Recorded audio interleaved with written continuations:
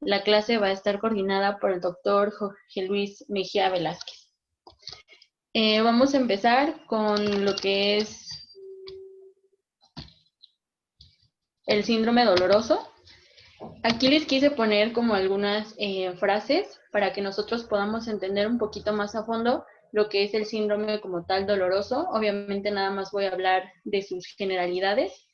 Vamos a empezar con esta frase que dice, pienso, luego existo, que la dijo Descartes, pero aquí hacían una analogía que decía, duele, luego existo. También les puse una frase que dijo Aristóteles, en donde él mencionaba que si era lo mismo el dolor del cuerpo que el dolor del alma, y él mencionaba que no lo sabía, pero sí entendía que al humano le duele el cuerpo y también le duele el alma.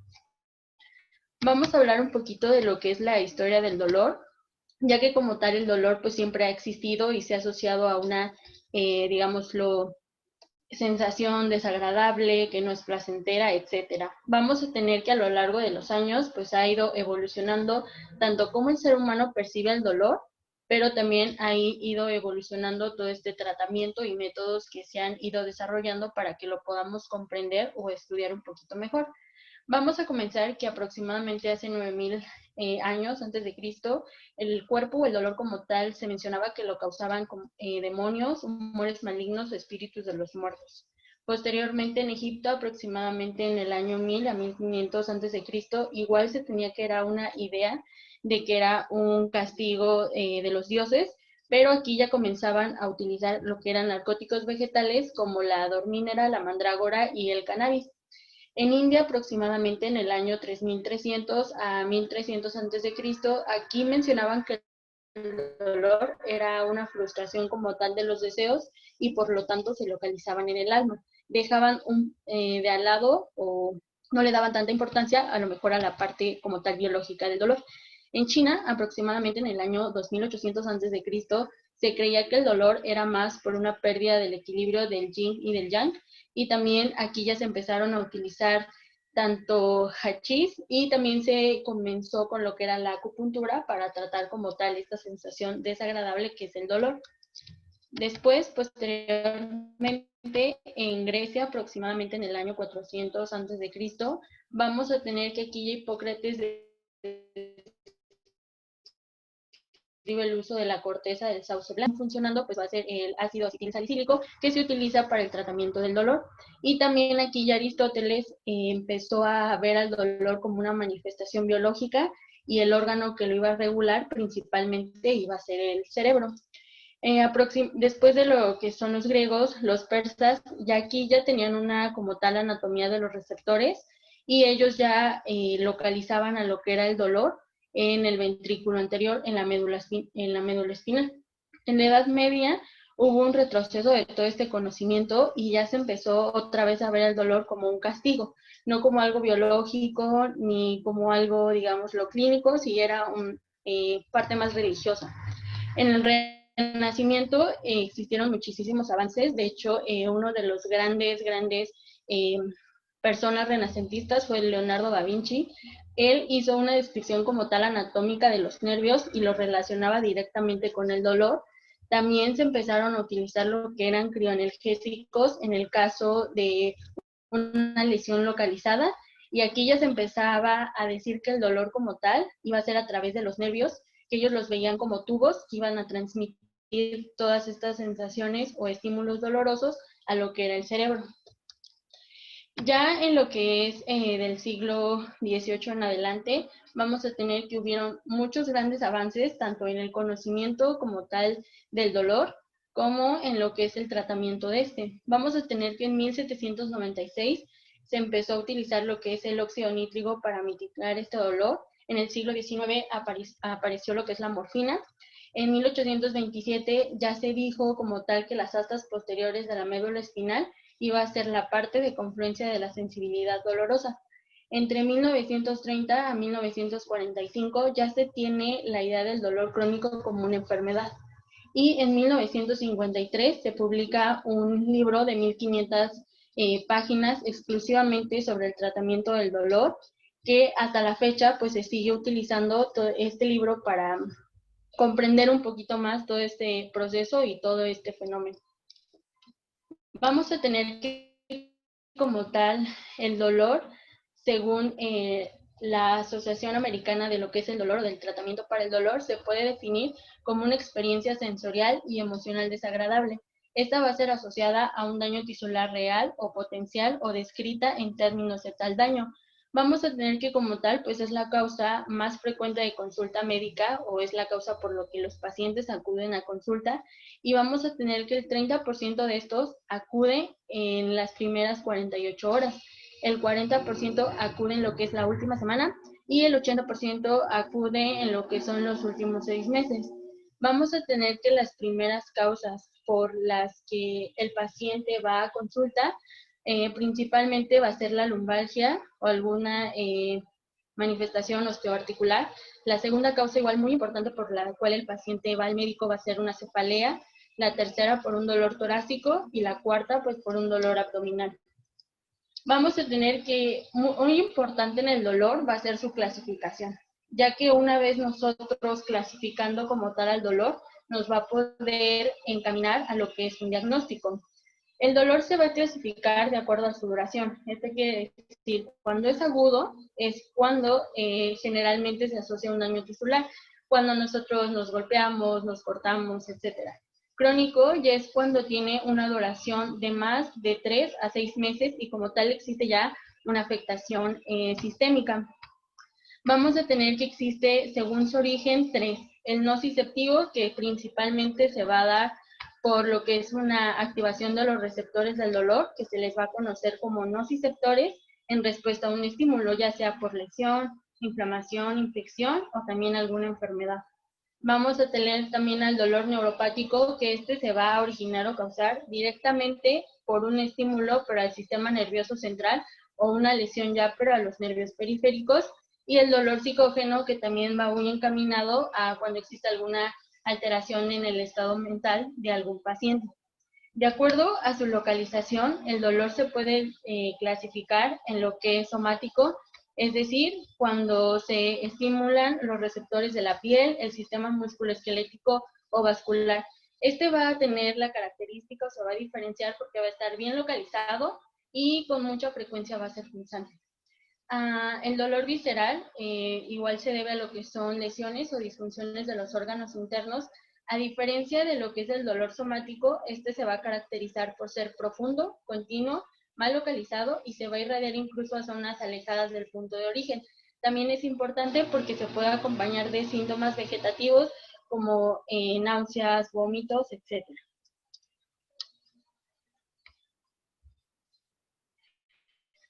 También se va a clasificar según su curso. Puede ser continuo, es decir, que persiste a lo largo del día sin aliviarse. Puede ser irruptivo, que es cuando existen algunas exacerbaciones repentinas y transitorias. Este se va a subdividir en lo que es incidental, cuando existe un factor desencadenante como el movimiento, la ingesta o la defecación. Cuando nosotros, no sé, nos cortamos y a lo mejor rozamos esa pequeña cortada, obviamente que nos va a doler. Idiopático o también que es espontáneo. Según su intensidad, pues vamos a tener que se clasifica como leve, moderado y grave. Leve es cuando no interfiere como tal en las actividades cotidianas. Moderado, cuando ya se dificultan estas actividades, y grave, cuando inclusive ya llega a interferir en lo que es el descanso. Según su localización, esto principalmente se clasifica o se dice de esto, pero más con la respuesta al tratamiento farmacológico. En este caso, respuesta a los opioides se puede dar como buena, parcial o escasa, dependiendo de qué tanta mejora tenga el individuo. También se puede dar un dolor difícil. Dolor difícil quiere decir cuando no responde a la terapia como tal analgésica y pues el paciente no refiere ninguna mejora. Pasando un poquito más a la parte de fisiopatología, la verdad es que la fisiopatología de lo que es el dolor es muy extensa y aquí me pareció un esquema que está bastante sintetizado con lo que es el dolor. Vamos a tener que como tal el dolor o el estímulo doloroso pues comienza como tal con un estímulo. Nosotros vamos a tener distintos tipos de receptores, los alfa, los beta, los gamma y como tal las terminaciones nerviosas. Vamos a tener que como tal los alfa se van a encargar de lo que es la propiocepción del músculo esquelético. Los betas se van a encontrar se van a encargar del tacto, presión, vibración. Vamos a tener que estos se van a encargar de lo que es el tacto, el frío, dolor y la temperatura, y las terminaciones nerviosas, que también se les denomina como nociceptores, se van a encargar de lo que es el dolor, la temperatura y el calor. Una vez que nosotros tenemos un estímulo doloroso, ya sea cortándonos, quemándonos o lo que sea, estos receptores a nivel, en este caso de la piel, lo van a detectar. Una vez que lo detectan, va a comenzar el proceso como tal de transducción. Transducción, ¿qué es lo que va a hacer la transducción? Bueno, pues va a dar principalmente lo que es una apertura de los canales de calcio y los canales de sodio. Esto nos va a llevar a lo que es una despolarización de la membrana y nos va a llevar al proceso de conducción. Que el proceso de conducción es que aquí en lo que son las dendritas de nuestra neurona tenemos a los diferentes tipos de receptores. Estos captan el estímulo y empieza lo que es la conducción, es decir, el paso de potenciales de acción desde el terminal periférico a lo largo de los axones o a lo largo de todo esto de aquí. Pero a su vez vamos a tener que se va a dar una liberación de muchas citocinas proinflamatorias. Esto lo que va a hacer es que va a secretar sustancias vasoactivas y proinflamatorias y vamos a tener lo que es una hiperalgesia periférica. ¿Qué es esto? Que cuando nosotros tenemos este estímulo empieza una zona de dolor, rubor, calor y tumefacción que se le conoce como hiperalgesia periférica. Una vez que nosotros tenemos el proceso de conducción, vamos a tener el proceso de transmisión, es decir, una vez que del receptor se va a ir a lo que es la médula espinal, principalmente al asta dorsal. Una vez que llega aquí a lo que es el asta dorsal de la médula espinal, se va a llevar a cabo un proceso de modulación. ¿Qué es modulación? Que todos estos estímulos o respuestas tratan pues sí, como su nombre lo dice, de modularse a través de lo que son principalmente las interneuronas. Estas interneuronas pueden, uno, potencializar o dos, atenuar la señal al tálamo. Una vez que se potencializa o se atenúa esta señal, vamos a tener que va a producir cambios en lo que son diferentes tipos de neurotransmisores y principalmente el GABA, serotonina, noradrenalina, calcitonina, endorfinas, etc. ¿Esto qué es lo que va a hacer? Pues va a enviar como tal todas estas sustancias o todos estos mensajes nociceptivos a través de lo que son los tractos espinotalámico, espinoreticulotalámico y ponto mesencefálica. Una vez que va subiendo a través de lo que es la médula espinal, médula oblongada, puente y mesencéfalo, va a llegar a lo que es la corteza somatosensorial, principalmente al área de lo que es la cíngula, la ínsula y la corteza prefrontal. Aquí ya en nivel corteza cerebral ya se empieza o se tiene lo que es la percepción, es decir, ya cuando nosotros sabemos que nos está doliendo. Esto se puede traducir como una experiencia sensorial o emocional también negativa, que no nos gusta, que es desagradable, etc. Aquí también en lo que es la corteza cerebral existe lo que es una modulación de todas estas sustancias que a nivel de corteza cerebral, principalmente en lo que es la sustancia gris periaqueductal y las neuronas de la médula rostroventral, van a intentar modular toda esta respuesta del dolor. Aquí, por ejemplo, o en el caso de lo que es el dolor tipo crónico, se piensa o se cree que existe una falta de modulación, principalmente en la sustancia gris, o sea, que hace que el dolor como tal no cese.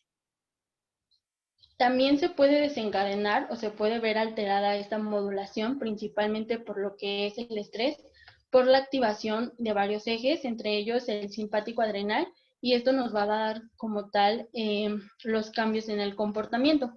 Esto es, digamos, lo que a grandes rasgos lo que implica el proceso de lo que es el dolor o el estímulo doloroso. Aquí, por ejemplo, les puse unas imágenes en donde nosotros igual, lo que les dije, existe un estímulo. Este estímulo pues va a viajar a través de lo que son los receptores que se encuentran aquí en la piel. Esto a su vez va a secretar citocinas proinflamatorias y estas citocinas proinflamatorias pues obviamente van a ser o van a tener una respuesta a nivel local, ya sea de dolor, tumefacción, etcétera. Esto de aquí es importante, ya que actualmente en el tratamiento del dolor se busca ya bloquear estos estímulos o estos canales para que no puedan llegar aquí al receptor. Si no llegan aquí al receptor de como tal de nuestra neurona, pues no va a poder viajar a lo que es la médula espinal y no va a poder llegar a lo que es la corteza cerebral. Aquí es un poco de lo mismo. Nosotros tenemos un estímulo. Este estímulo viaja a lo que es la parte dorsal de nuestra médula espinal a través de las vías espinotalámicos y llega a lo que es principalmente el tálamo, en donde en el tálamo, en la sustancia gris periaconductal, en la cingula y en la ínsula. Y todas estas áreas que están marcadas en rojo vamos a tener que también se van a ver implicadas tanto en la modulación como en la percepción del dolor. Es decir, que cómo es que nos duele y qué tanto es lo que nos duele. Para el diagnóstico del dolor, una vez nosotros interrogando al individuo o a nuestro paciente, vamos a encontrar lo que es una mnemotecnia del dolor, que es realmente lo que nosotros hacemos, una semiología del dolor. Aquí yo encontré que la mnemotecnia del dolor como tal era Alicia. A quiere decir antigüedad o tiempo, es decir, desde cuándo le duele al paciente. Localización, igual, en dónde es que le duele al paciente. Intensidad, aquí para la intensidad nosotros podemos hacer uso de lo que es una escala analógica visual de EVA, una calificación numérica y como tal escala de caras de Wong-Baker, que también se puede utilizar. El carácter, es decir, cómo es ese dolor, si es punzante, opresivo, dolor tipo cólico, etc.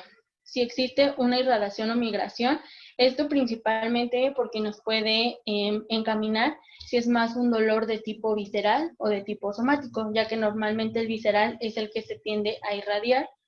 Agravantes o atenuantes, agravantes, pues como su nombre lo dice, qué cosa hace que el dolor aumente, ¿no? A lo mejor algún movimiento, a lo mejor toser, a lo mejor estornudar, etcétera.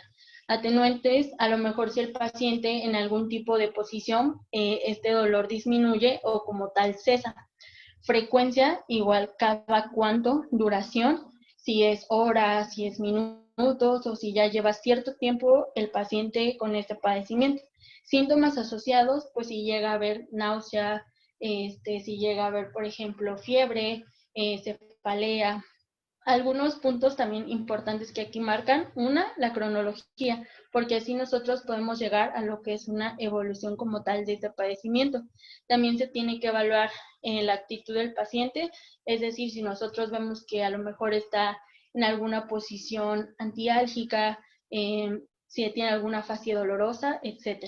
Y también interrogar, muy importante, los antecedentes personales y sociales para que nos puedan encaminar a qué tipo de dolor se refiere el paciente.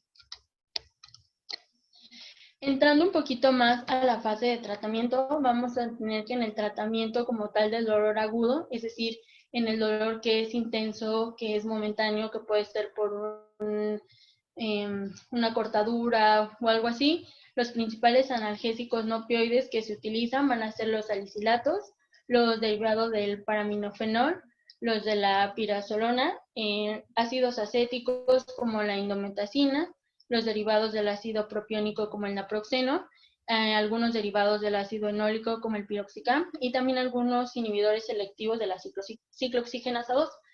En la parte del tratamiento como tal del dolor crónico, o sea, es decir, aquel que lleva más de 6 meses, vamos a tener que ya se empiezan a utilizar como tal todos estos fármacos o medicamentos que se van a encargar de bloquear, pero a un nivel intracelular el dolor. Alguna bibliografía también menciona que se pueden utilizar altas dosis también de estos analgésicos, pero no se tiene una buena respuesta. Ya ahorita también lo que se está utilizando para el tratamiento del dolor crónico es la estimulación cerebral profunda.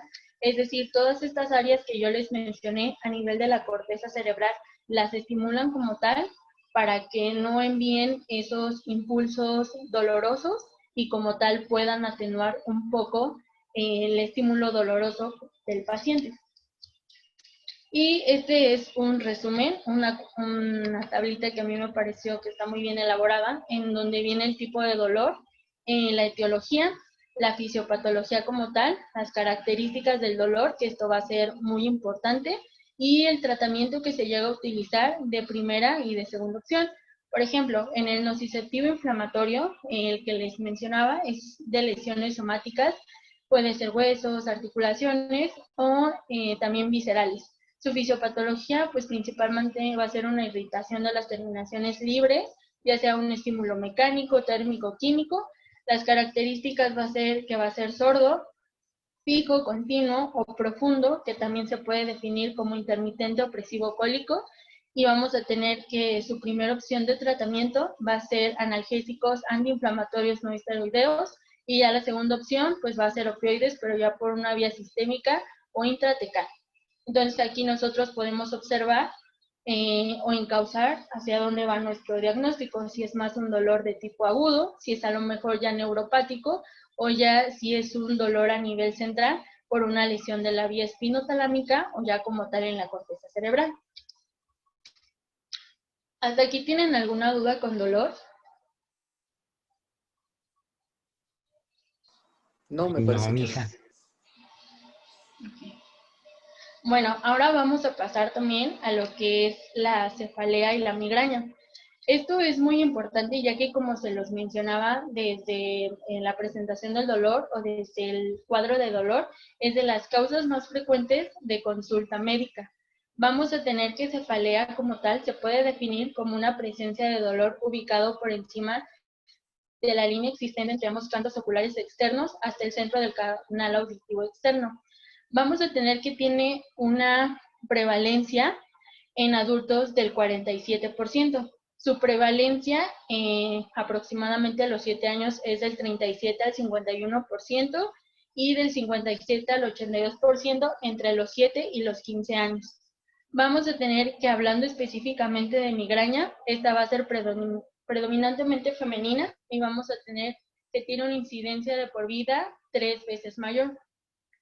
Como tal, o hablando más específicamente de la migraña, vamos a tener que es una importante causa de incapacidad y de ausencia laboral.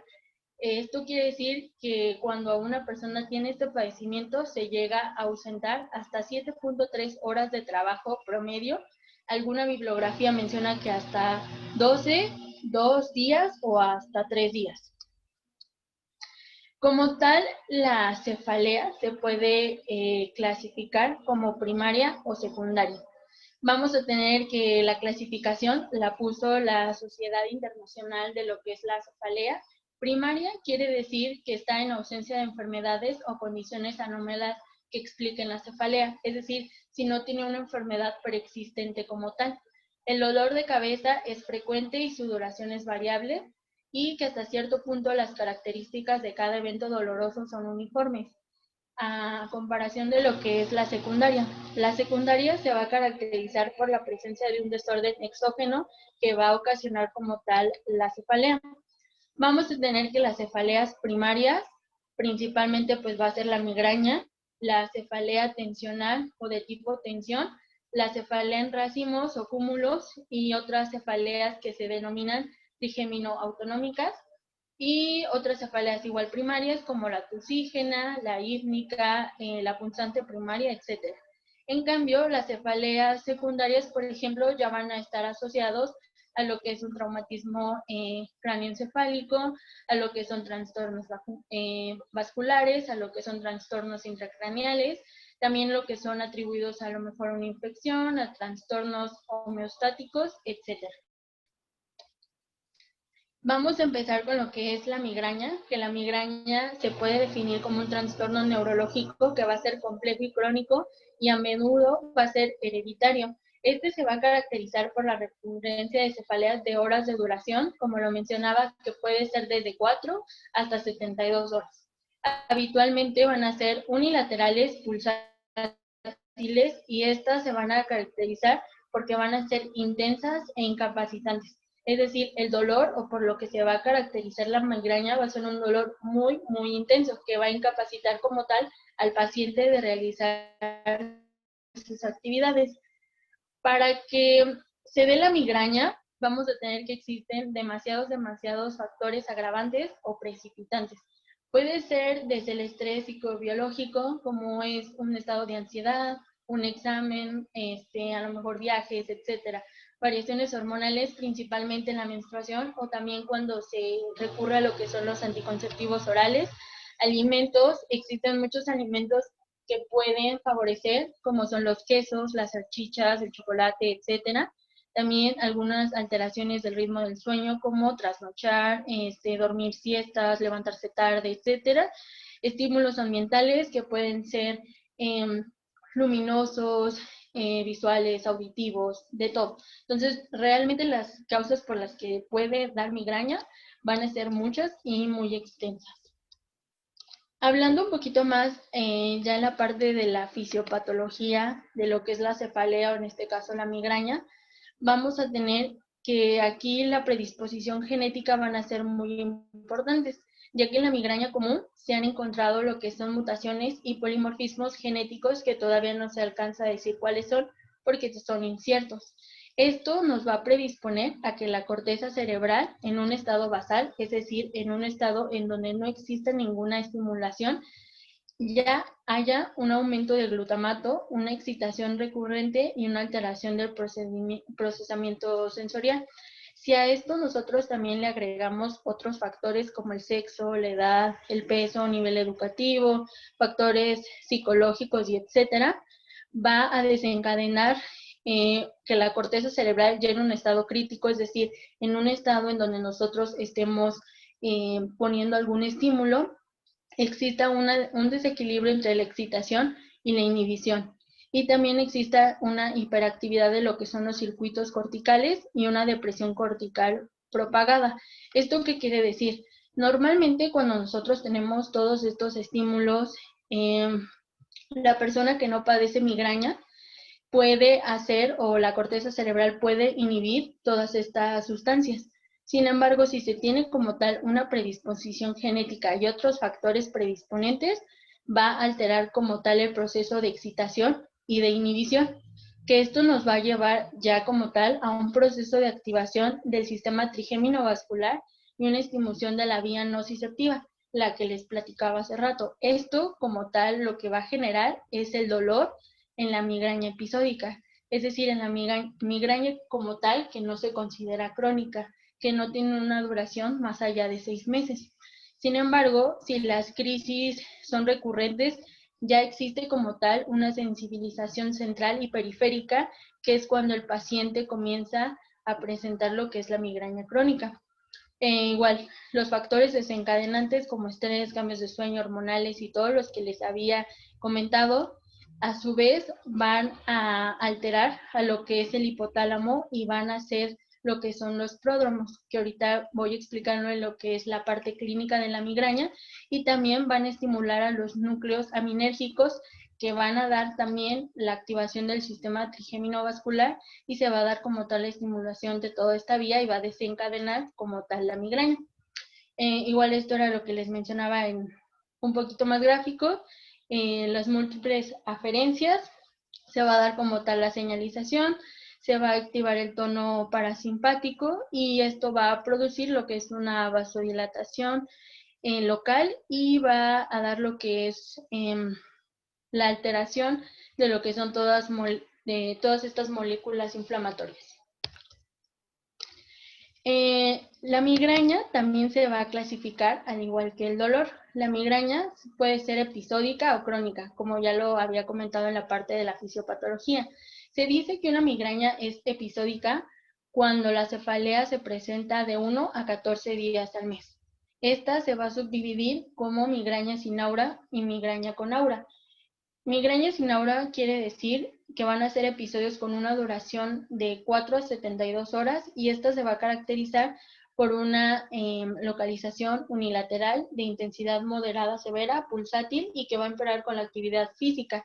También se va a encontrar asociada a lo que son náuseas o fotofobia y fonofobia. Y la migraña con aura va a estar principalmente encaminada a lo que son los síntomas sensitivos del sistema nervioso central, que pueden ser unilaterales, transitorios y visuales. ¿Qué quiere decir que una migraña sea con aura o sin aura? Sin aura quiere decir que se va a manifestar como tal luego la cefalea o la migraña. Y la migraña con aura quiere decir que en un periodo de, no sé, 10 o a 15 minutos antes de que como tal empiece el dolor intenso, el paciente puede presentar otros síntomas sensitivos, o sea, como que le avisa el cuerpo al paciente de que ya va a presentar la migraña. Eso quiere decir con aura. Y como tal la migraña crónica, que como tal, esta es cuando ya se presenta durante 15 días o más al mes, durante más de 3 meses y que en un periodo de 8 días al mes va a presentar características de una cefalea migrañosa. Es muy importante aquí la clínica porque no solo es el dolor como tal o la cefalea, sino también se pueden acompañar de otros síntomas, como los síntomas prodrómicos, que puede ser fatiga, ansiedad, irritabilidad, fotofobia y bostezos, que estos van a ser los más comunes, es decir, antes de que como tal le duela la cabeza al paciente. Pero también pueden ser otros como apetito por los dulces, vómitos, diarrea, palidez, hipotensión y también hasta cambios de humor. El aura como tal es lo que va a preceder a la cefalea, que puede ir de 10 a 30 minutos antes. Principalmente se va a caracterizar por trastornos visuales, que estos van a consistir en fotopsias, escotomas o inclusive alucinaciones visuales. Pueden afectar a lo que son los hemicampos homónimos, pero también puede ser bilateral y este va a ser más frecuente en el 99% de las veces. El aura sensitiva es menos común y se presenta del 30 al 40%, la fásica del 10 al 20% y la motora del 5 al 10%. O sea que la visual va a ser la que más se va a presentar. La cefalea aquí va a ser muy importante porque se va a caracterizar por ser pulsátil y muy intensa. Suele alcanzar el acme, es decir, el punto máximo del dolor a la hora, y va a desaparecer en 24 horas o menos en 2/3 de las ocasiones. Como yo les mencionaba, puede tener una duración de 4 hasta las 72 horas. Vamos a tener que la topografía, es decir, en donde se va a localizar el dolor, va a ser hemicraneal anterior, a veces peri o retroocular.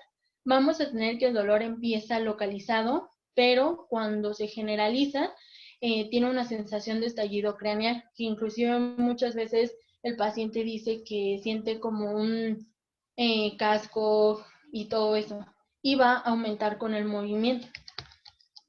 También aumenta con el movimiento, pero también puede aumentar a lo mejor con el ruido, con la exposición a luz muy intensa. Algunos síntomas asociados vamos a tener que es la intolerancia al ruido, que se le conoce como sonofobia, a la luz como fotofobia y a los olores como osmofobia. También se presentan lo que son síntomas de disfunción vegetativa, que es náuseas en el 87% de los pacientes, vómitos en el 56% y diarrea en el 15%. Vamos a tener que existen también causas, como en el caso del sueño, que pueden dar la migraña. Esto puede ser cambio en la hora de acostarse, trasnochar, relajación después del estrés o también cuando existe una privación de la cafeína. En la menstruación, como yo les mencionaba, esta cefalea que se ocasiona o esta migraña que se ocasiona por la menstruación va a ocurrir al inicio como tal de la menstruación, pero también existen mujeres que pasada la menstruación presentan esta migraña y aquí se dice que no existe una relación hormonal clara. También se llega a presentar epilepsia. Aquí vamos a tener que pueden ser dos síntomas, pero de la misma lesión orgánica cerebral. O sea, pueden ser independientes uno del otro. Pero también el aura migrañosa puede desembocar en una crisis convulsiva. Entonces nosotros ahí es donde tenemos que hacer mucho énfasis cuándo es que se presentó esta epilepsia. Si antes ya se había presentado de lo que es la migraña o fue durante o antes en el transcurso de lo que es la migraña.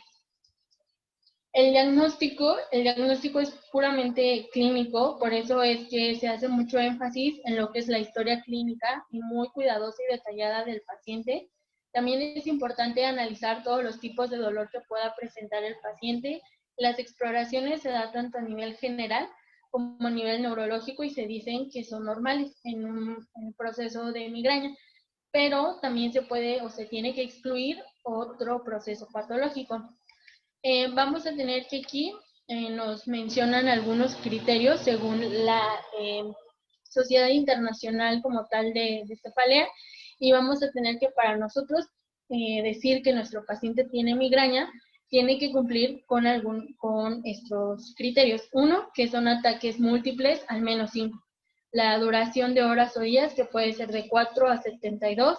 Dos de las siguientes características: unilateral, pulsátil, intensidad moderada grave y que aumenta con la actividad. Y una de las siguientes características: que tenga náuseas, vómitos o ambos, o fotofobia o sonofobia.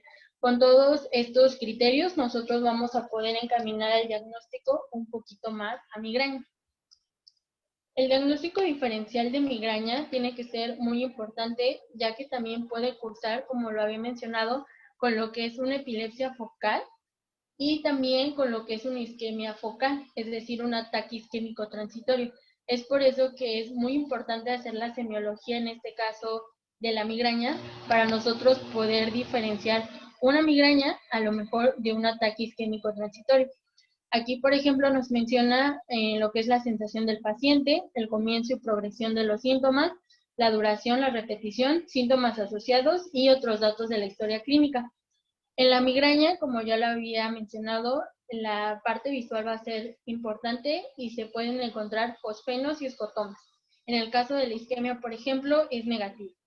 En la parte sensitiva se pueden dar hormigueos y adormecimientos y aquí igual va a ser negativo. En la parte motora, que es muy escasa o casi no se presenta, aquí no se va a presentar. El comienzo y progresión de los síntomas, aquí por ejemplo va a ser muy focal y va a progresar lento por varios minutos, a diferencia de la isquemia focal, que aquí va a ser segmentario por una extremidad y puede haber un empeoramiento del déficit, pero aquí va a ser en minutos o en horas, a comparación de acá, que puede ser de horas a días. La duración total es muy importante, ya que esta tiende en promedio a durar de 10 a 20 minutos, ya máximo 60. Y en la isquemia puede ser de segundos a minutos. Es decir, que el paciente nos diga, me duele la cabeza, y a los 2-3 minutos empeora.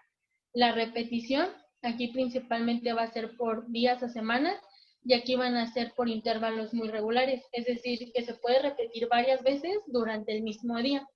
Algunos síntomas asociados, pues puede ser que se asocia lo que es el aura visual o sensitiva, puede haber una disfasia, es casi siempre cefalea y casi nunca me parece. Y algunos síntomas asociados en el caso de la isquemia focal es que rara vez es disfasia, rara vez es cefalea y a menudo se va a asociar con lo que es la paresia. Otros datos de la historia clínica es que en la migraña casi no hay convulsiones y en la isquemia focal existen clonías. También nosotros podemos apoyarnos en lo que es nuestro interrogatorio y nuestra ficha de identificación, ya que en la migraña principalmente lo que más lo presentan son de los 7 a los 15 años aproximadamente, es en un paciente joven que tenga antecedentes familiares de migraña y antecedentes personales de migraña sin aura. En cambio, en la isquemia focal principalmente se va a presentar en lo que son adultos o ya de edad avanzada y también que tengan algún antecedente de predisposición ateromatosa como diabetes, hipertensión, claudicación de la marcha, etc. Ya una vez en el tratamiento, o sea, una vez que nosotros llegamos al diagnóstico de que realmente se trata de una migraña, aquí el tratamiento se divide en dos. En una, en sintomático. Es decir, cuando nosotros, cuando el paciente ya como tal está presentando este cuadro o este proceso agudo, y preventivo o profiláctico. Este principalmente se va a encaminar, o como su nombre lo dice, a evitar o a reducir las crisis agudas del dolor. Aquí tenemos a la migraña y vamos a tener que en la mayoría de los casos, cuando es un dolor moderado, se utiliza un antiemético y una INE. Si existe como tal alivio del dolor, pues solo se mantiene una pauta. Si no existe alivio del dolor, se utiliza triptán por vía oral cuando también el dolor es muy intenso. Dolor rebelde, acuérdense que yo les había comentado que es cuando no cede como tal a este tratamiento farmacológico, se va a dar el cambio de triptán y también se le puede asociar lo que es una INE y también algún ergótico. En situaciones especiales, ya sea en niños en el embarazo cuando el aura es prolongada o cuando llega a existir algún riesgo vascular, vamos a tener que en el caso de los niños se puede utilizar paracetamol o sumatriptán. En el caso en el embarazo igual, solo cambia aquí lo que son las dosis. En el aura prolongada se van a utilizar los AINES y también si existe algún riesgo vascular, se va a utilizar lo que son los AINES. Pasando ahora a otro tipo de lo que son cefaleas primarias, en este caso se les denomina cefaleas trigémino-autonómicas. Estas se van a caracterizar, o este grupo de cefaleas se va a caracterizar por una distribución unilateral según la inervación trigeminal y por la presencia de signos disautonómicos intensos. Esta diferencia de lo que es de la migraña va a ser de un inicio rápido, intenso, pero van a ser cortos en su duración. Vamos a tener que una de las más importantes va a ser la cefalea en racimos. La cefalea en racimos va a ser poco frecuente, es decir, menos del 0.5%, pero aquí se presentan crisis intensas agrupadas durante periodos de semanas. Vamos a tener que como tal su fisiopatología va a ser por una disfunción en el sistema nervioso central, hipotalámico y también a nivel del núcleo supraquiasmático. Aquí el dolor va a ser igual intenso, pulsátil, pero se va a caracterizar porque va a ser taladrante y unilateral, principalmente en la región orbitaria, temporal o supraorbitaria, y se puede irradiar a lo que es el maxilar superior. La duración va a ser de 15 a 60 minutos y con límites entre 10 a 180 minutos. Algunos síntomas acompañantes va a ser lagrimeo en el 85% y también inyección conjuntival en el 45%. Se puede acompañar de lo que es síndrome de Horner, bloqueo nasal y orrinorrea y también rubefacción de la cara.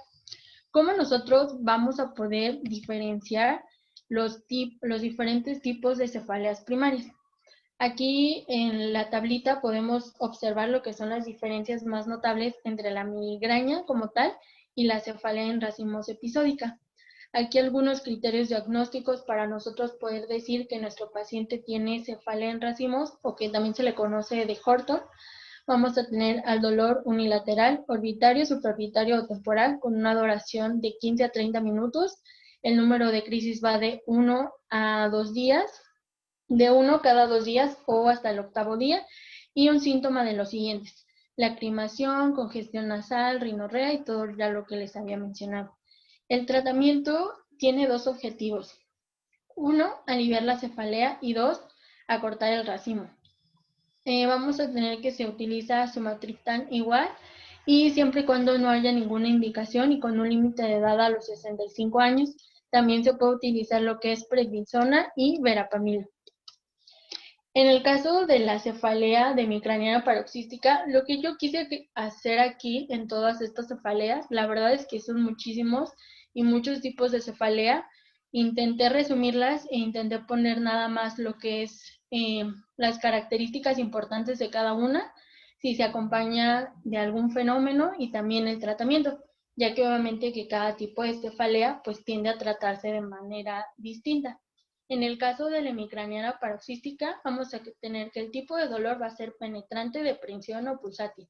La localización va a ser orbital, periorbitaria, en la sien y en la frente. Su intensidad vamos a tener que suele ser muy fuerte, su duración de 3 a 30 minutos. Se puede acompañar de lo que es una inyección conjuntival, lagrimeo, tosis, y su tratamiento va a ser indometacina, principalmente 25 miligramos 3 veces al día. En el caso de la cefalea, que se le conoce como hemicraniana continua, esta va a ser tipo un dolor continuo, a diferencia de las otras. Localización hemicraniana unilateral, pero también puede cambiar de lado. La intensidad es de moderada a intensa y principalmente se va a encontrar en mujeres jóvenes.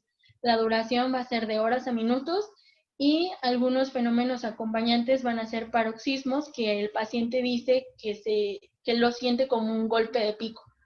Y también el tratamiento va a ser indometacina. El síndrome de SON vamos a tener que es una cefalea que se va a caracterizar por tener un dolor de tipo punzante, perforante, urente, lacinante o pulsátil. Si nosotros vamos englobando todo lo que ya les había mencionado, sí nos podemos dar cuenta de que si hacemos una buena anamnesis o un buen interrogatorio de cómo es la cefalea, podemos ver qué tipo de cefalea tiene nuestro paciente. Esta se va a localizar en lo que es el ojo y la zona periorbitaria. A veces se va a irradiar a frente, a la sien, a la nariz, la mejilla y el paladar. Su intensidad igual va a ser de moderado a intenso. Duración es de comienzo muy brusco y dura aproximadamente entre 1 segundo y 4 minutos. Pero también se ha llegado a documentar casos que duran hasta 2 horas. Los fenómenos acompañantes van a ser principalmente una inyección conjuntival, lagrimeo, caída del párpado y miosis. El tratamiento aquí va a ser la motricina, que va a ser de 100 a 200 miligramos, pero también se puede utilizar lo que es gabapentina, carbamazepina o topiramat. La cefalea tensional vamos a tener que va a ser la más frecuente de todas. El 80% aproximadamente de la población ha sufrido lo que es cefalea tensional y el 3% ya padece como tal una cefalea tensional crónica. Vamos a tener que igual fisiopatológicamente se le atribuye esta tensión a lo que es la tensión mantenida de los músculos pericraneales y también a una alteración bioquímica de todos estos neurotransmisores. El tipo de dolor va a ser opresivo, no va a ser pulsátil. Inclusive muchos pacientes luego dicen que es como si tuvieran un casco, como si les apretara.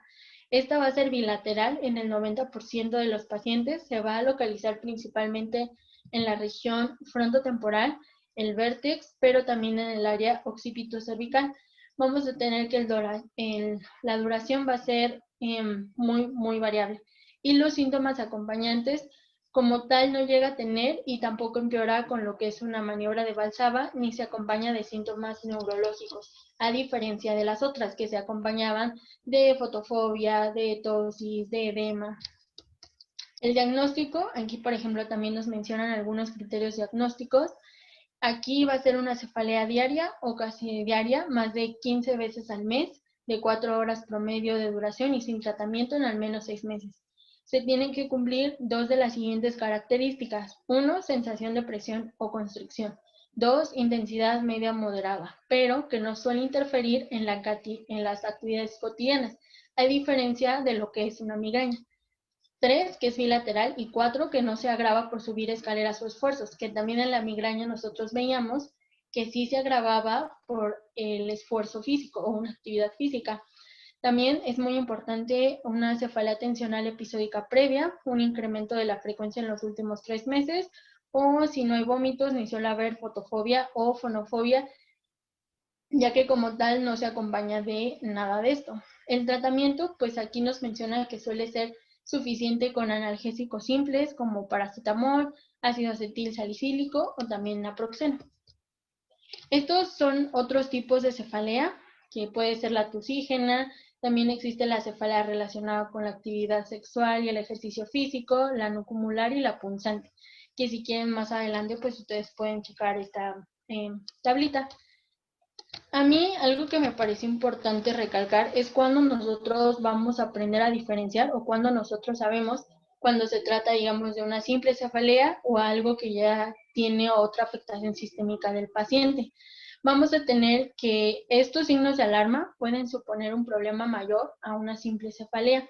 Por eso es que es muy importante la evaluación de los pacientes que van a consultar por cefalea y para que nosotros sabemos diferenciar si es una cefalea primaria o si es una cefalea secundaria.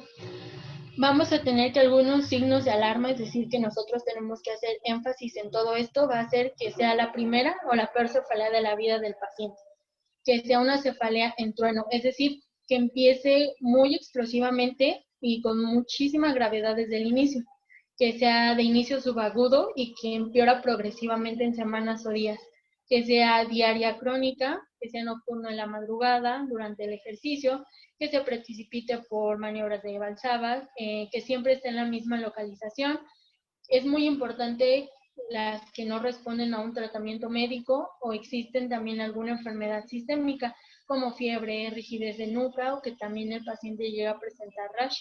Existe también cefalea asociada a lo que son los signos neurológicos focales, esto ya relacionado a un papiledema, cambios mentales o de conciencia que nos van a orientar que no es solo una simple cefalea, sino ya se trata de otro proceso más grave de que está presentando el paciente.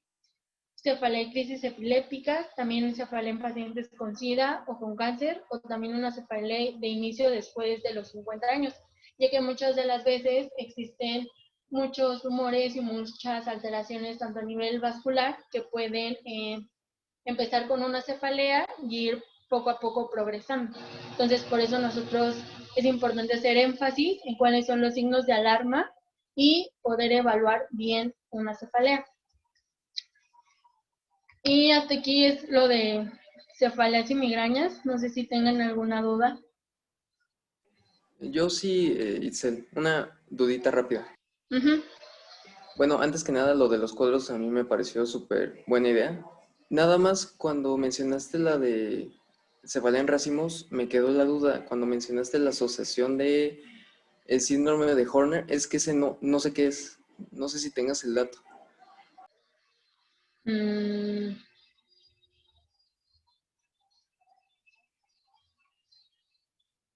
La verdad no podré decirte lo que es el síndrome de Horner, pero si quieres ahorita lo busco y al final te lo comento. Sí, claro, no te preocupes. Igual si quieres ahorita lo checo rápido. Gracias. Sí. ¿Tienen alguna otra duda de la clasificación de la cefalea?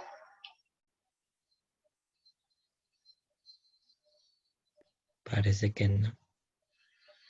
A ver, aquí dice... no, el doctor. ¿Alguna pregunta? Dice el doctor. ¿No? Ok. Yo sí tengo una. Sí. Por ejemplo, en la de racimos y la migraña que nos estabas comentando, Ajá. igual podemos tener una migraña con aura o sin aura. En ese Uh-huh. sentido, ahora sí que cómo hacemos el diagnóstico diferencial entre una migraña sin aura y una en racimos. Por lo mismo de que la migraña nos puede presentar bueno, puede llegar en varias presentaciones, que sea unilateral, que tenga, sea el dolor moderado a severo, que sea pulsátil. Pero si el paciente no nos va a dar así como todos los datos del libro, a menos de que Ajá, nosotros se exacto. los estemos sacando. Entonces, ahora sí que cuál sería una forma sencilla de poder hacer el diagnóstico entre una sin aura y una de racimos. Uh-huh. Sí. De hecho, algo que también menciona mucho el libro es hacer un diagnóstico diferencial en lo que es la migraña y la cefalea de racimos. Por eso, por ejemplo, aquí les puse cuáles son las diferencias más notables entre la migraña y la cefalea. Algo que a lo mejor nosotros podemos diferenciar una migraña de una cefalea de racimos es la localización. El 66% de la migraña se va a encontrar unilateral, en cambio en la cefalea es siempre. La duración que va de 4 a 72 horas y aquí es de 15 a 180 minutos. Independientemente si el paciente antes de la cefalea tiene una hora o no, si ya nos dice, no, pues a lo mejor me dolió o me duele 15 minutos y siempre se localiza aquí y no tengo a lo mejor náuseas y no tengo a lo mejor fotofobia y tampoco tengo un aumento del dolor con el movimiento, nuestro diagnóstico estaría más encaminado a lo que es una cefalea en racimos. En cambio, si nuestro paciente nos dice, ¿sabes qué? Si me duele con el movimiento, si a lo mejor descanso, si se me quita en el caso de la migraña, y también presento náuseas y fotofobia, pues eso nos orienta más a una migraña. Yo siento que las dos características más importantes sería, uno, si existen síntomas vegetativos asociados como la fotofobia o la náusea, porque la migraña se va a caracterizar por eso, por fotofobia, por náuseas y por alteraciones principalmente visuales, que en el caso de la cefalea de racimos no presenta. No las... No sé si respondí tu duda o no. Sí, pero Ah, ahorita está agregando otra cosa. El doctor dice, la diferencia es precisamente esa, que la de racimos se acompaña con una constelación de datos agregados, mientras que el prototipo sin racimos tiende a ser algo más pura en el dato el del dato dolor. del dolor. Ok, ok. ¿Sí te quedó claro o Sí, no? sí, sí, sí, sí, sí. Ah, ok. Va. Muchas gracias. Sí, de nada. ¿Alguien más tiene alguna duda? No, Itel. Ahora ya vamos a pasar al último tema, que va a ser parálisis facial. La parálisis facial como tal nosotros la podemos definir como una patología con numerosas etiologías. Estas pueden causarse desde lo que es un proceso infeccioso, un proceso traumático, una neoplasia, alguna alteración neurológica, también una alteración sistémica, metabólicas e idiopáticas. Vamos a tener que en base a su extensión clínica se puede clasificar como completa, es decir, con pérdida total o en máscara de la movilidad facial, o incompleta cuando permanece algún tipo de movilidad del lado afectado. Vamos a recordar un poquito de lo que es la anatomía de nuestro séptimo par craneal. Como tal, el séptimo par craneal va a ser meramente motor, pero se va a acompañar de lo que son diversos núcleos, tanto táctiles, gustativos y vegetativos. ¿Qué quiero decir? Una vez o en el trayecto de nuestro séptimo par craneal, vamos a tener a su porción motora, que su porción motora igual va a ser en el núcleo motor del séptimo par craneal, que aquí lo estoy señalando, que va a inervar toda esta parte de lo que es el maxilar. La porción táctil, que aquí está marcada como tal en moradito, se va a dar principalmente por el núcleo espinal del quinto par craneal. Este núcleo espinal del quinto par craneal, pues, va a ser, como su nombre lo dice, encargarse de la parte táctil.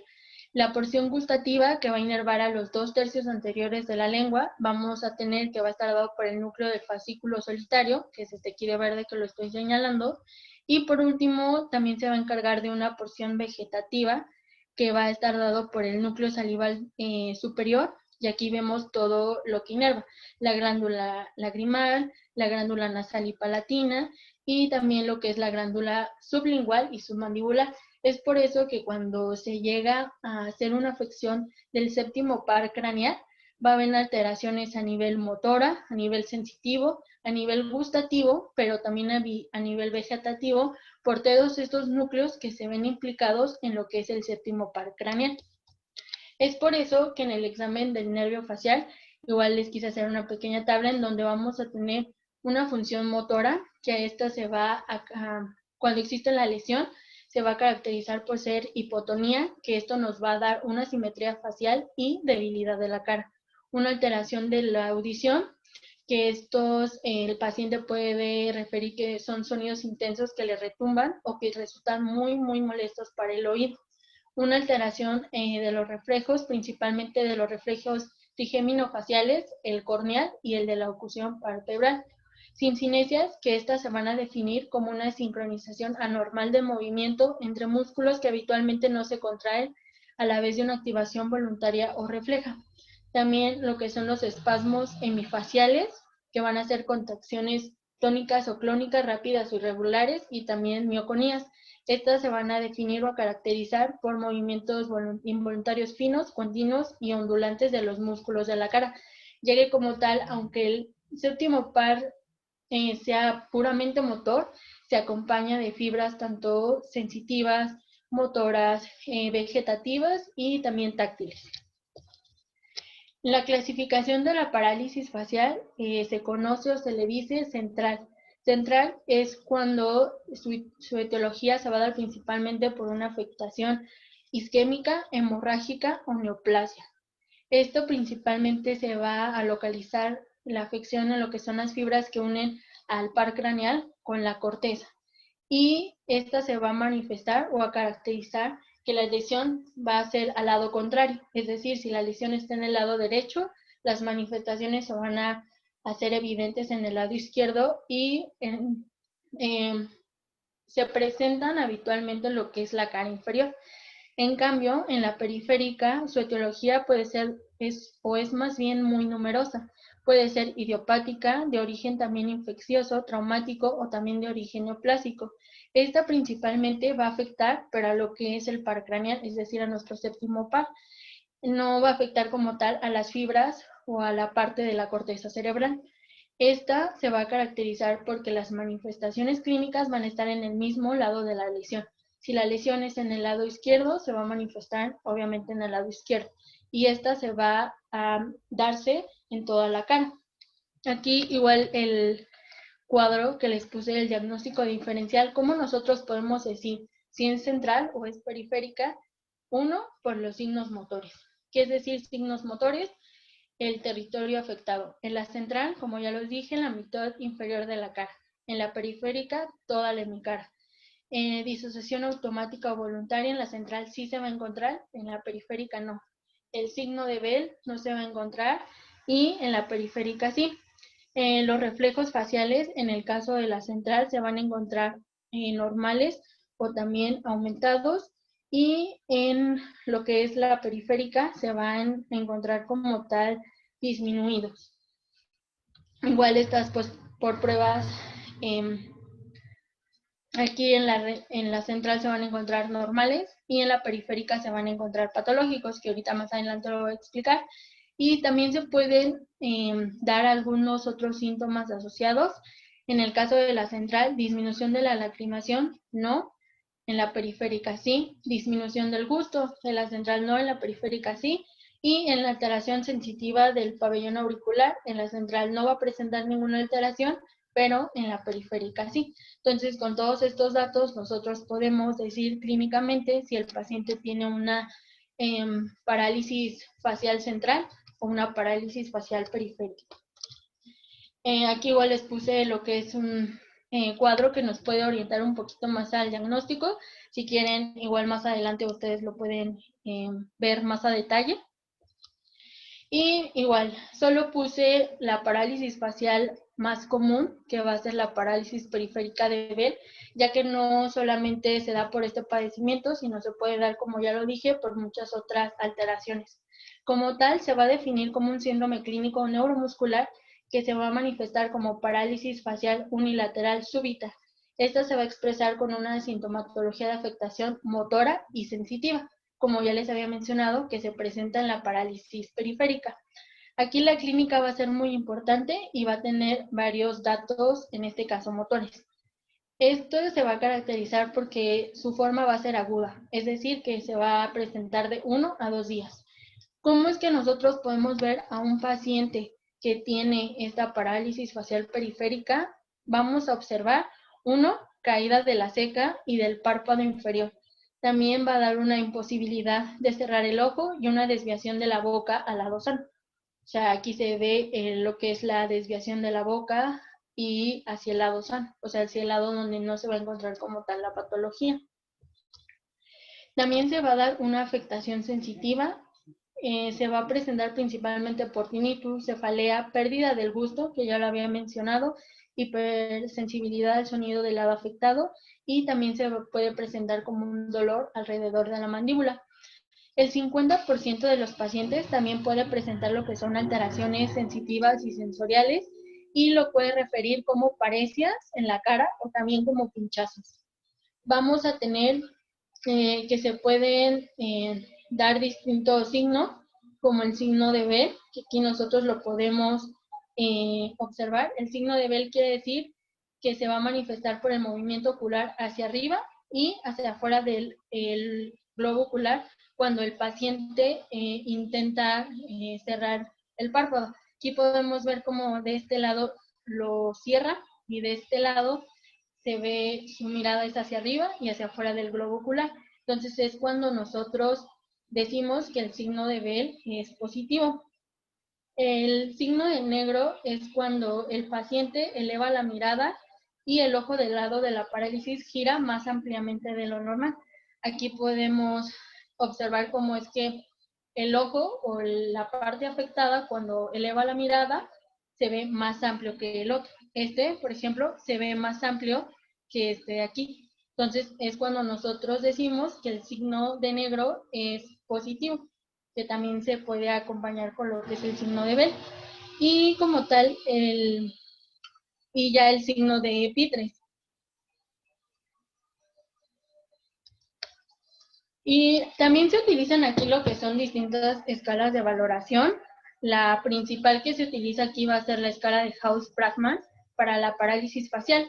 Aquí se va a caracterizar por grados. Grado 1, todo normal. Grado 2, disfunción leve. Grado 3, disfunción moderada. 4, disfunción intermedia moderada. Grado 5 ya es cuando una es disfunción grave, cuando ya no existe como tal una actividad motora, y el grado 6 es cuando hay una parálisis total y no hay movimiento facial, y también se llega a dar una pérdida total del tono. También se utiliza lo que es la escala del nervio facial, en donde nosotros podemos darle igual una puntuación por movimiento ocular y también la región, cómo es que nosotros observamos las regiones. Puede encontrarse asimetría, se pueden no encontrar movimiento, etc. Pero la principal o la que más se usa es la escala de Cox-Brackman, porque esta nos va a ayudar más adelante a establecer un pronóstico. Si nuestro paciente se encuentra en un grado 6, es muy difícil que se dé una recuperación en un 100%, ya que como tal ya se estableció la parálisis total. Algunos estudios de laboratorio y de gabinete que nos pueden apoyar o a lo mejor decir qué es lo que está causando esta parálisis va a ser en lo que es una tomografía, una resonancia magnética, que nosotros podemos observar en ella una inflamación nerviosa. También se pueden utilizar el estudio de electromiografía y la electroneurografía. Estas dos van a ser importantes, pero estas no se utilizan como tal en el episodio agudo. O sea, no es algo que luego se lo enviemos al paciente, porque como tal no van a presentar alteraciones, sino hasta después de que el paciente pasó por este proceso agudo es cuando se ven las alteraciones en estas dos. En la electromiografía lo que va a hacer es que nos va a ayudar a ver cómo está la actividad muscular facial. Vamos a tener que la amplitud de los potenciales, aquí vamos a tener que disminuye cuando más largo es el músculo denervado. En la electroneurografía, esta, por ejemplo, podemos ver que se realiza después de 72 horas de la lesión del nervio. Se observa en lo que es la fase temprana de inicio agudo, y aquí lo que se hace o lo que se busca es la estimulación eléctrica del nervio facial, es decir, que tanto está inervando este nervio. Y el tratamiento principalmente o precozmente se va a utilizar prednisona durante 5 a 7 días, y también se va a utilizar en el descenso gráfico en otros 5 o 10 días más. ¿Por qué? Pues para disminuir todo este proceso inflamatorio y que para que el paciente no llegue a un grado 6 de disfunción y se pueda recuperar de la manera más favorable. Es por eso que se tiene que tratar precozmente con este tipo de esteroides, porque lo que se está llevando a cabo es un proceso de inflamación que nos está afectando todas estas estructuras que inervan el séptimo par craneal. A diferencia de lo que es la parálisis central, que la parálisis central va a ser una parálisis supranuclear y se va a diferenciar de lo que es la parálisis periférica por la presencia de síntomas de afectación de otras estructuras en el sistema nervioso central. Como ya lo había mencionado, la central va a ser por una afectación directa entre el par y las fibras de la corteza. En cambio, la periférica va a ser por afectación solamente del séptimo par craneal. Aquí se van a preservar lo que son los músculos frontales y orbiculares de los párpados. La clínica, aquí el paciente va a presentar alteraciones en lo que es encerrar el ojo, arrugar la frente y fruncir la ceja. La comisura labial se desvía, pero hacia el lado sano. La desviación de la mirada es igual hacia el lado sano, y la desviación de la cabeza es igual hacia el lado sano. Aquí es un pequeño resumen de lo que es la parálisis facial, la central y la periférica. Vemos que, por ejemplo, en la central la causa más común es un evento cerebrovascular, y la causa más común en la parte periférica va a ser por parálisis de ver. Hiperacusia, sí, en la periférica; hipogeusia, sí, en la periférica; y xeroftalmia, sí, en la periférica también. A comparación que en la central no se va a encontrar absolutamente nada de esto. Aquí la parálisis central, como es una, digámoslo, efecto o parte colateral de un proceso sistémico más grande, entonces es en donde nosotros tenemos que buscar qué es lo que está causando esta parálisis central. Si le está causando, en este caso, un evento cerebrovascular, pues nosotros tenemos que tratar ese evento cerebrovascular para que ya no siga afectando a pues todas estas estructuras. El resumen, como les había mencionado, es hay muchas causas, tanto de localización de la lesión como el tipo de paresia facial que se puede encontrar. Yo solo les puse las, digamos, las dos comunes o las más comunes, porque pues también podemos encontrar todas estas. Podemos encontrar que la localización de la lesión puede ser en la vía córtico-nuclear, en la vía o en el núcleo como tal, protuberencial, en el ángulo pronto-cerebeloso, en el peñasco o también en la parte extracraneal. Entonces, una vez que nosotros localizamos la lesión, es en donde nosotros vamos a poder ver la afectación y los signos y síntomas asociados.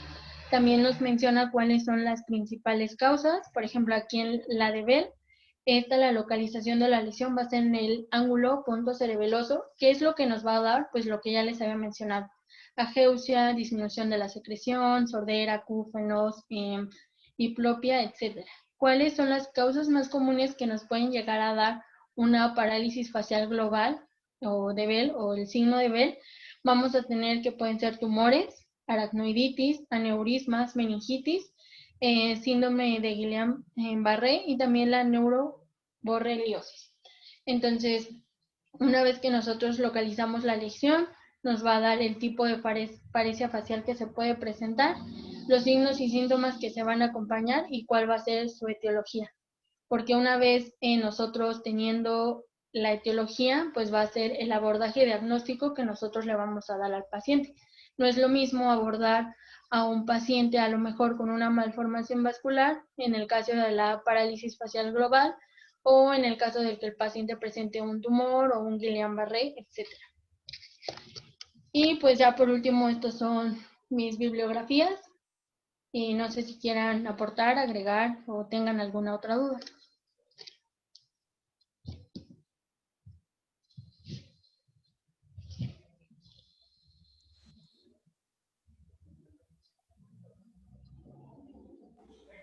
No, bueno, por mi parte no, creo que estuvo bastante bien.